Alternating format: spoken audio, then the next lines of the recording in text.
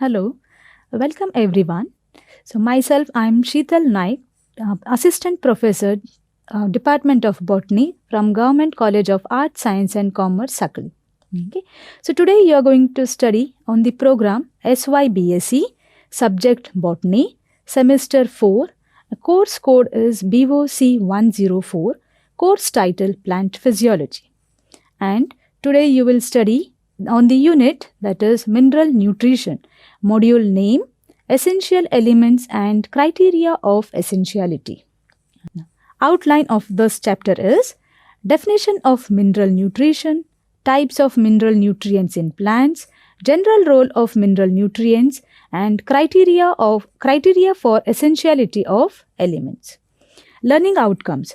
So you will be able to define mineral nutrition, explain the role of mineral nutrition in plants, list the different mineral elements, differentiate between macro and micronutrients, and you will be able to recall the criteria for essentiality of elements in plants. So today we are going to study on the topic that is essentiality of mineral nutrition. So introduction. So plants use inorganic minerals for nutrition. Okay. So complex interactions involving weathering of rocks, rock minerals, decaying organic matter, animals and microbes take place to form inorganic minerals in the soil. And these minerals are vital elements which are very necessary for the growth and development in plants. Roots absorb mineral nutrients as ions in soil water. For example, zinc is necessary for the manufacture of proteins and for cell division. Likewise, potassium is important for closing and opening of stomata. Next, then, what is mineral nutrition? So, mineral nutrition is defined as the naturally occurring inorganic nutrient found in the soil and food that is essential for the proper functioning of animal and plant body. So then coming on to types of mineral nutrients. Okay. So there are different types of mineral nutrients, but then when a plant is burnt into ashes, okay, so at that time different elements have been observed. Okay. So chemical analysis of the plant ash has shown that it contains 60 different elements. Some of them are indispensable or necessary for the normal growth and development of the plants, and these are called as essential elements. And there are some other elements which are not that much essential. Okay? So those are called as non-essential elements. It is known that out of 16 different elements, 17 elements are essential for majority of the plants. Those are carbon, hydrogen, oxygen, nitrogen, potassium, phosphorus, potassium, calcium, sulfur, magnesium, iron, manganese, zinc, boron, copper, nickel, chlorine and molybdenum. Okay. These are important 17 elements. But apart from these, there are many other essential elements but which are required by certain plants only. Those are aluminium, silicon, selenium, sodium, cobalt, vanadium and germanium. Okay. So these are also essential for the plants, but these are not required by all the plants. It is restricted to some plants only. Based on how much it is required, okay, based on the amount of the quantity required by the plant, it is being classified into two types. That is, major elements is also called as macronutrients, or minor elements which is also called as micronutrients.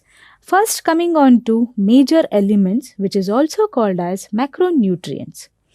The macronutrients are nothing but these are the essential elements which are required by the plants in comparatively large amount. Then you may say, how much is large amount? It is 1000 milligrams per kilogram of dry matter and are called as major elements or macronutrients. So they are carbon, hydrogen, oxygen, nitrogen, phosphorus, potassium, calcium, sulfur, and magnesium. So as these nutrients are required on a larger scale, comparatively larger scale, it is called as macronutrients. Next, coming on to minor elements or micronutrients. So these are nothing but these are the essential elements which are required in very small amounts. So less than 100 milligram per kg of dry matter or traces by the plants are called as minor elements or micronutrients. So they are iron, manganese, zinc, boron, copper, nickel, chlorine, and molybdenum. So as these are required in a small amount, these are called as minor elements or micronutrients. So then coming on to the general role of nutrients. So now you have known the different macronutrients and the micronutrients. So now let us study the general role of nutrients. So there are many different roles. Okay. The first role is balancing function. So some salts or minerals act against the harmful effects of the other nutrients, thus balancing each other. Second is it plays an important role in maintenance of osmotic pressure. So several minerals in the cell sap which is present are in organic form or it is in the inorganic form to regulate the organic pressure of the cell. So third is it plays an important role in influencing the pH of the cell sap. So there are different anions and cations which influence on the pH of the cell sap. Next is it plays an important role in the construction of plant body. So that is the major nutrients, that is carbon, hydrogen and oxygen, are elements that help to construct the plant body by entering into the protoplasm and also the constitution of the wall. Next is catalysts of the biochemical reaction. So certain elements like zinc, magnesium, calcium and copper, they act as metallic catalysts in the biochemical reactions which takes place within the plant cell. It also affects on the toxicity. So certain minerals like arsenic and copper has a toxic effect on the protoplasm under certain specific conditions. That is the important role of nutrients. So now moving on to the criteria for essentiality. So why are these mineral nutrients essential for the plant? So there are different criteria. That is, the element must be absolutely necessary for supporting normal growth and reproduction. In the absence of these elements, the plant do not complete their life cycle or set the seeds. The requirement of the element must be specific and not replaceable by another element. So in other words, deficiency of any one element cannot be met by supplying some other element. The element must be directly involved in the metabolism of the plant. So these are the criteria in general.